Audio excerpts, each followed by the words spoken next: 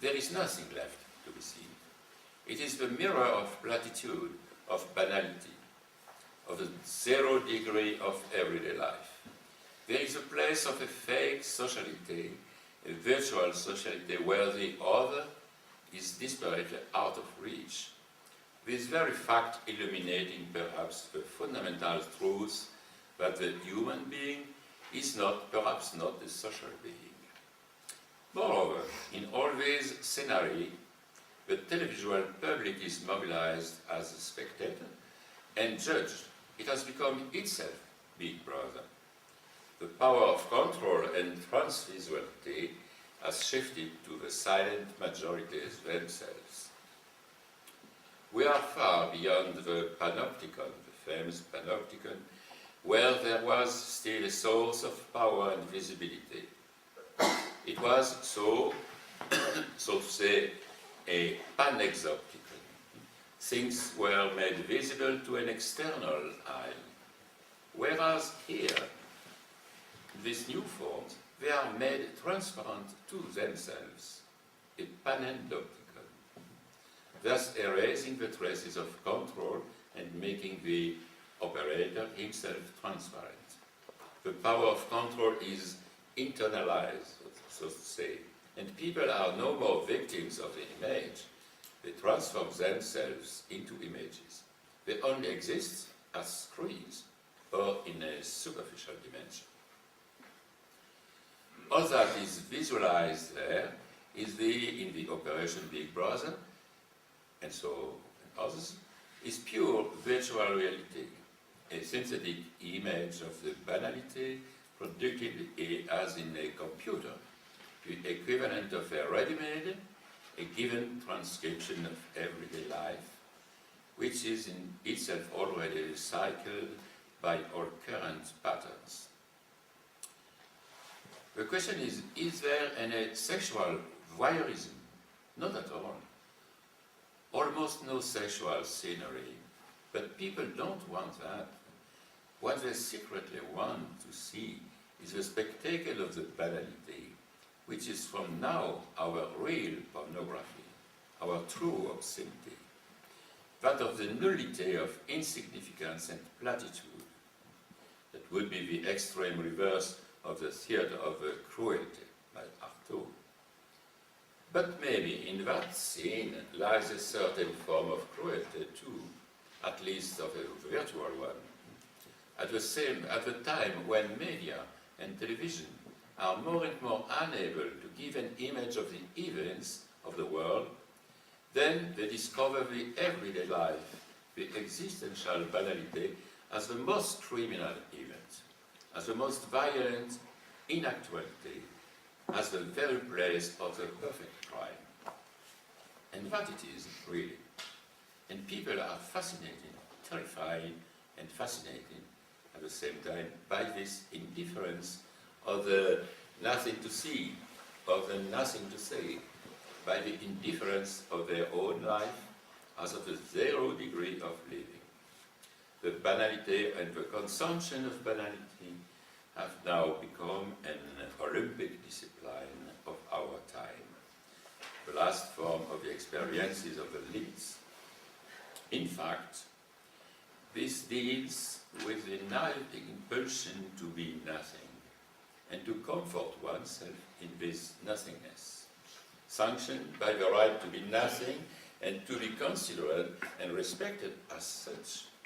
Something like a struggle for nothing and for virtual days, the perfect opposite to the basic anthropological postulate of a struggle for life. At least it seems that we are all about to change our basic humanistic goals. There are 2 ways of disappearing, of being nothing. In the integral reality, everything must logically want to disappear, automatic reaction to the overdose of reality. There are 2 ways, either to be hidden and to insist on the right not to be seen, that's the actual defense of private life, or one shifts to a delirious exhibitionism of his own platitude and insignificance. the ultimate protection against the servitude of being and of being himself. Hence, the absolute obligation to be seen, to make oneself visible at any price. Everyone deals on both levels at the same time. Then we are in a double bind, not to be seen and to be continuously visible.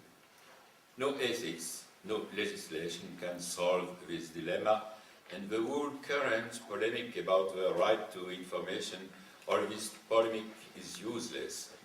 Maximal information, maximal visibility are now part of the human rights and of human duties, all the same. And the destiny of the image is trapped between the unconditional right to see and that unconditional as well not to be seen. This means that people are decipherable at every moment, overexposed to the light of information and addicted to their own image. Driven to express themselves at any time, self-expression is the ultimate form of confession, as Foucault said. To become an image, one has to give a visual object of his whole everyday life, of his possibilities, of his feelings and desires. He has to keep no secrets and to interact permanently. Just here is the deepest violence, a violence down to the deepest core, to the heart core of the individual, and at the same time to the language, because it's also the language loses its symbolic originality, being nothing more than the operator of visibility. It loses its ironic dimension, its conceptual distance, its autonomous dimension, where language is more important than what it signifies. The image, too, is more important than what it speaks of.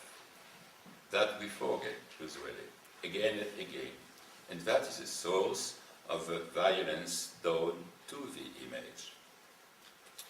Today, everything takes the look of the image. Then all pretend that the real has disappeared under the oppression and the profusion of images. What is totally neglected and forgotten is that the image also disappears under the blow and the impact of reality. The image is usually spoiled of its own existence as image, devoted to a shameful complicity with the real. The violence exercised by the image is largely balanced by the violence done to the image. Its exploitation as a pure vector of documentation, of testimony, of message, including the message of misery and violence. Its allegiance to moral, to pedagogy, to politics, to publicity. Then the magic of the image, both as fatal and as vital illusion, is fading away. The Byzantine iconoclasts wanted to destroy images in order to abolish meaning and the representation of God. Today we are still iconoclasts, but in an opposite way. We kill the images by an overdose of meaning. Borges' fable on the people of the mirror is an illustration. He gives the hypothesis that behind each figure of resemblance and representation, there is a vanquished enemy, a defeated singularity, a dead object. And the iconoclasts clearly understood how icons were the best way of letting God disappear. But perhaps God himself had chosen to disappear behind the images, and nobody knows. Anyway, today is no more the matter of God. We disappear behind our images. No chance anymore that our images are stolen from us, that we must give up our secrets, because we no longer have any.